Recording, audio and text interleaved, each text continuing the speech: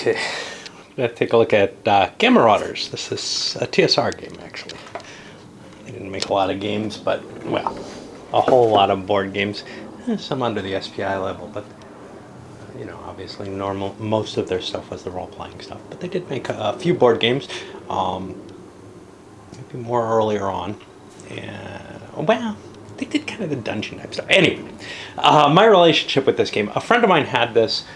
We played it a couple of times, and then I got an opportunity to pick it up. I was standing at the store where another buddy of mine ran the store, and a guy came in and said, "Here, I'll give you this game," to the owner.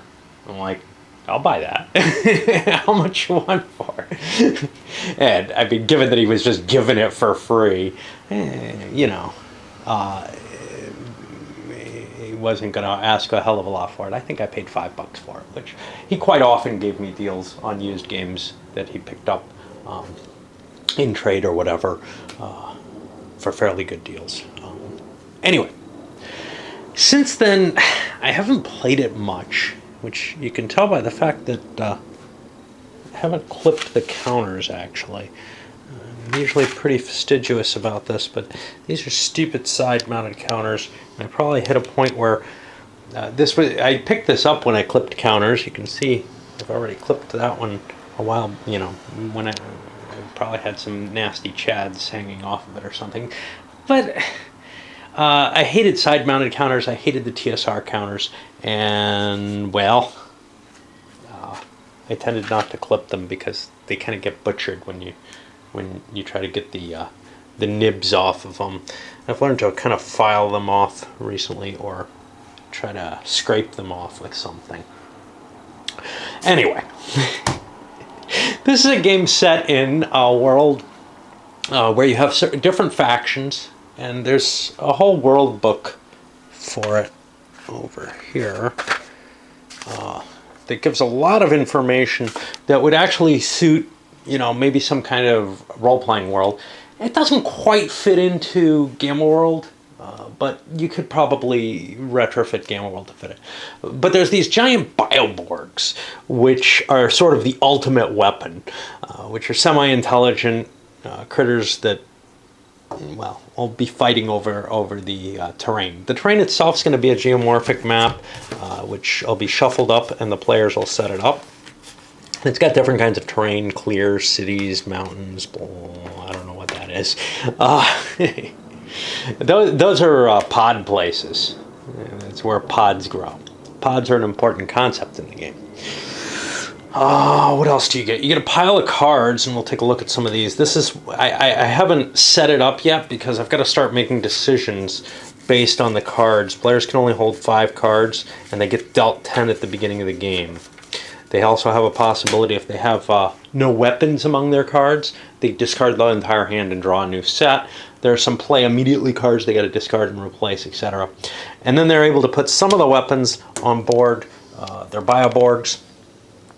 Then we set up the map. People get to place wherever they like. I think within cities, though. Maybe not. Wherever they like, they get to place their faction headquarters, also known as a fortress, which will be represented by this piece, which can hold troops and pods. These guys can hold pods, and they actually have a place to keep troops. Troops in this game are called popcorn because they're edible. And this is a wave out to hello Gregor, because this is the only actual popcorn game I know about. These are each faction has its own little fortress counter, either rubbleized or full version, and they've got different appearances to them. Each player also has these little symbols which they give to players when they trash their fortress, and the goal of the game is to trash each other's fortresses. You also have some different types of military counters. They're basically 3 types, which I've separated out by fronts here, but the backs are printed with other types, so the choice of of what units you build can affect what other units you can build. There are additional critters that we're not going to be playing with. I randomized who gets what. They are different. They each have their own special ability that fits into them, which is kind of neat. In particular here, we have Squawk the Penguinoid. This is one of the few games I have that features combat psychopathic penguins in it. Another one that I can think of right off the bat is Swords and Sorcery, which is an old SPI game. There's something kind of interesting here. This game actually makes references in the world book and stuff to some other stuff within the gaming universe, and then to some cultural stuff. So like everybody worships, all the old TV shows and everything in this because it's a post-apocalyptic world. Having trouble speechifying things. Okay. So the setup of the game is quite simple. You choose one of these, which really doesn't matter. It's your color group. But you also choose a Bioborg, which is important, and they're back printed. So, the fact that somebody picked Scav means nobody can pick Squawk. For whatever negatives you could have with that. You could obviously get 2 copies of the game or photocopy some of those so that, you could play with the whole set. And, I guess that would work. You could even play with more people. So after people resolve their cards, they're going to be dealt out some of these, and they build a map out of them. And kind of like the Magic Realm map, you have to connect to 2 other spaces. So the first piece goes out in the middle, the next piece goes next to that, and every other piece has to connect to 2 other spaces. I think what we're going to see is I don't have quite enough table space for this game. That's actually a big problem. This game has a humongous footprint for what it looks like. I'm always getting tricked by that. Maybe if I budge away, or I'll have to crack open another table, or else move my reserve table to hold extra stuff. And yeah, it has a humongous... These hexes being so big is really the problem. It could probably use Magic Realm size hexes and be just fine. The goal of the game is to crush a number of your opponent's fortresses. And you can only crush each one once, and you get a little marker, these little guys, when you do so. And that reminds you that you have a victory point for that person. In the smaller number of players, you have to beat everyone's fortress before they beat everyone else's fortresses. In larger number of players, it's a limited number. I think in 6, it's probably three other fortresses. We'll see. During the turn, you deal out a randomized turn order card from here, and that'll be the order everybody goes in. You flip them up. If you're playing with less than 6, well, you can figure out what to do with that. Then you're going to get cards from the deck. Everybody gets 1 for free, and then they can trade cards with one another, and they can cut whatever deals they like, including promises of future considerations, etc. They're not allowed to trade some things. They can trade pods. If they're in the fortresses, they go from one fortress supply to the other. Pods are pretty important. And you can't trade Bioborgs or army units. You can only trade cards that are in your hand, but they can be face up in your hand. They can't be over on your Bioborg, though. Once those are grafted onto there, you have to retrofit your Bioborg to be able to switch equipment. Let's see. The next thing you're able to do is you can burn your pod. You can burn 1 pod in your fortress in order to get up to 5 units or cards. You can also turn in reinforcement cards, which will give you extra units. You can't voluntarily remove units if you don't like your disposition in terms of the assortment of troops that you have. You can pass your entire turn by turning in your turn order card, and at that point, what do you get? You get a number of units and or cards equal to the turn order value. So the assumption there is going late is better.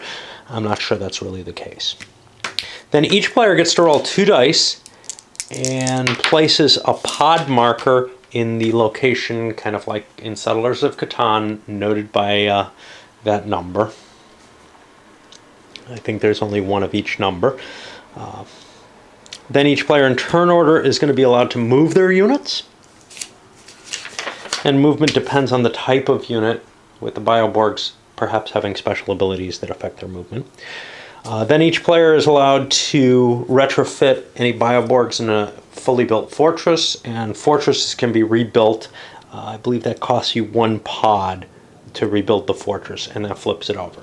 The fact that you can't retrofit your forces without rebuilding your fortress prevents you from just kind of turtling after your fortress gets destroyed. You can't destroy your own fortress. And it means that, if you want to try to win the game, you're probably going to have to rebuild your fortress to get certain advantages in that way. I'm not sure if you can attack a fortress if yours is destroyed. That might be another limitation there. And then each player in order gets to attack where they're co-located with other units, or they might have ranged weapons as well. Your hand of cards can never be more than 5 cards. At the beginning of the game it's 10, so you're going to have to deploy some cards onto your Bioborg and play some cards perhaps for effects. Cards that you play that remain face up are still considered part of your hand, and if somebody has to draw from your hand or whatever, those get picked back up and added into the random assortment, and then they go back down face up if you want. Your Bioborg is allowed to have a certain number of weapons, and different Bioborgs have different capacity for weapons. You can see this guy only has 3, whereas this guy has 5. That's made up for, perhaps, by the differences in the powers. We'll see how evenly they kind of balance out in my play, at least. The weapons there, you're only going to get to use 1 in any given attack. But you might find that certain weapons work better under certain conditions, so you want an assortment of weapons. I'm not sure how much, I have not played this very much, so I'm not sure how much that matters. There are also one-shot weapons, which are better, are easier for someone like this to commit to, because he can fire them off and then, he's not down to 2 weapon choices or whatever. Each Bioborg has a special ability, like I said. When you have no cards left on your Bioborg in terms of weapons, you have to return to your base and try to retrofit him. There's no requirement, though. Yes, you must rebuild your fortress, if possible, in order to do that. You can buy new units. These use reinforcement cards in general. And also remember, you can burn pods to buy units. That's all at the beginning of the turn. Different units do different things. Soldiers are able to carry a pod. Bioborgs are able to carry 5 pods. The Gamma Jet is able to fly anywhere on the board. Hover tanks can attack from 1 space away. Not hex, but space. So like these 2 would be adjacent, as would these 2.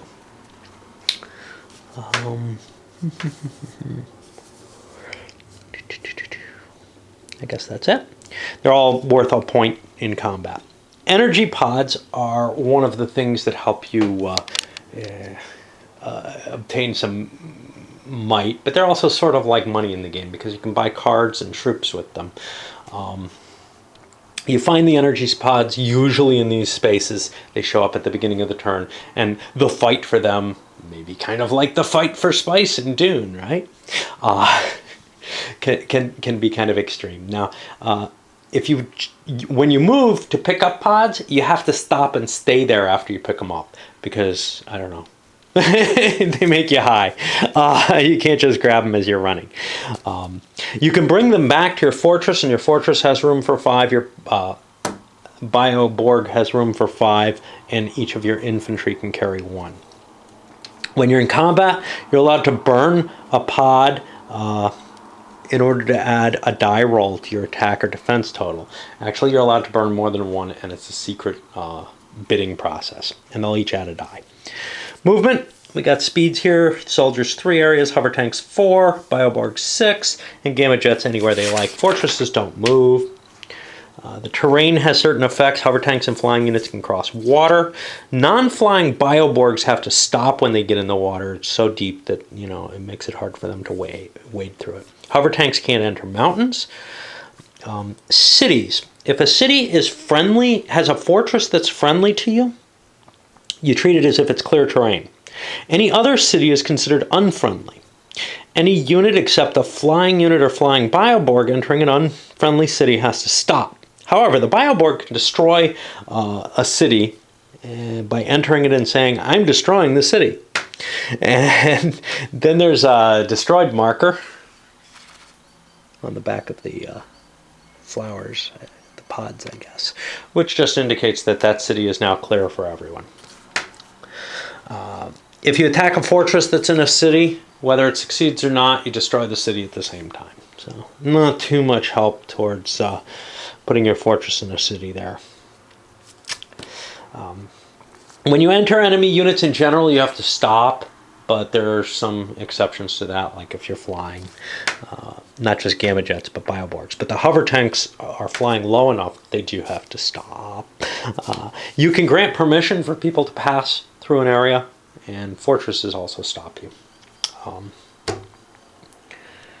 You can change your Bioborg by switching cards in your hand